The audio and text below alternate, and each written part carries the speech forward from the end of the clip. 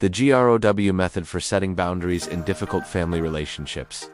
Stop letting family guilt dictate your emotional peace. If every holiday, text message, or phone call feels like a psychological battleground, you're not just tired, you're stuck in a reactive cycle. A cycle that trains your nervous system to brace, defend, and collapse, instead of choose, lead, and protect your peace. Today, we're dismantling that cycle by operationalizing the G.R.O.W framework.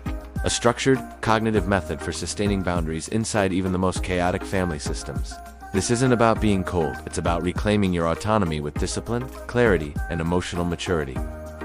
Imagine transforming your most fractured family relationships into a source of disciplined personal peace, not because they changed, but because you stopped negotiating your self-worth. We're moving beyond vague advice like just forgive them or don't let it bother you. By the end of this video, you'll have specific tools, goal setting, reality testing, strategic response planning, that allow you to hold boundaries without guilt, without panic, and without the emotional hangover that used to follow every interaction. The reactive guilt is a neurological trap.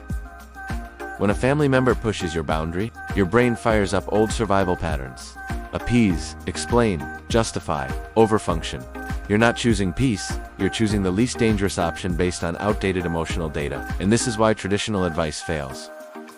Just ignore them. Don't take it personally. Family is family.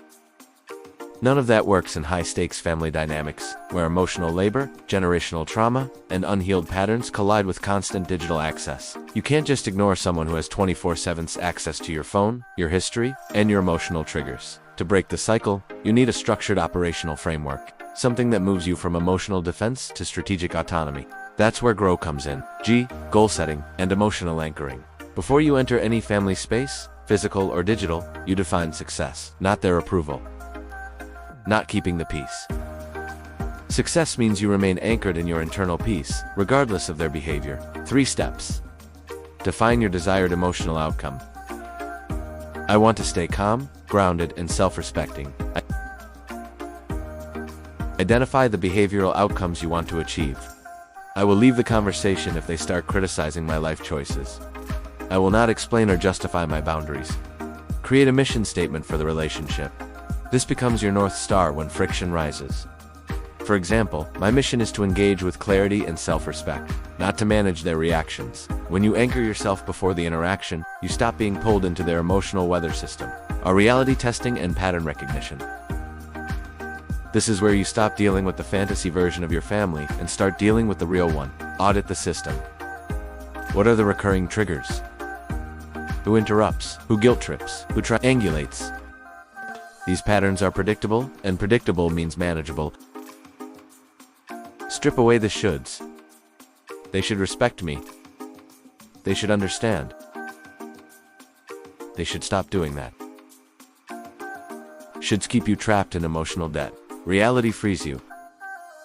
Use data-driven reflection. Look at their actual behavior, not their potential. When you see the pattern clearly, you stop personalizing it. Their inability to respect your limits is not a reflection of your worth, it's a reflection of their emotional skill level. Reality testing is the moment you stop hoping and start strategizing. Options and strategic response. This is where you build your boundary toolkit. Create a menu of pre-planned responses. When you're prepared, you avoid emotional hijacking. Examples. I'm not discussing that. That doesn't work for me. I'm stepping away now. Evaluate your engagement levels.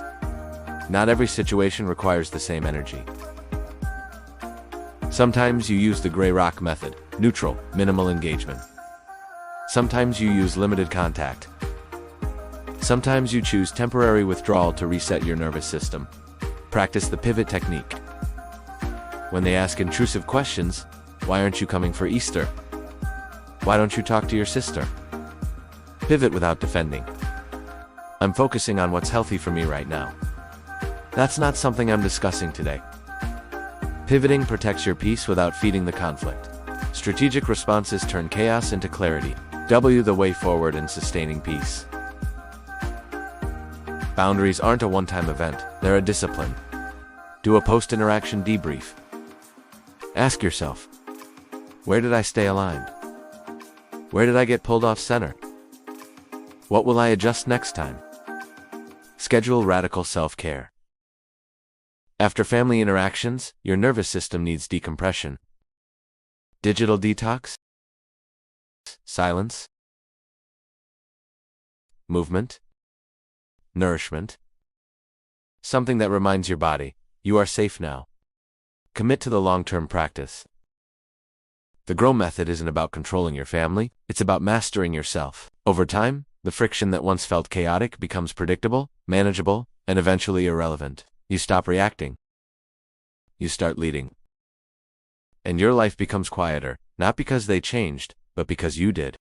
You don't need permission to protect your peace. You need a framework, a strategy, and the courage to choose yourself consistently. The G.R.O.W method gives you all three. Your boundaries are not a betrayal, they are the blueprint for your emotional freedom.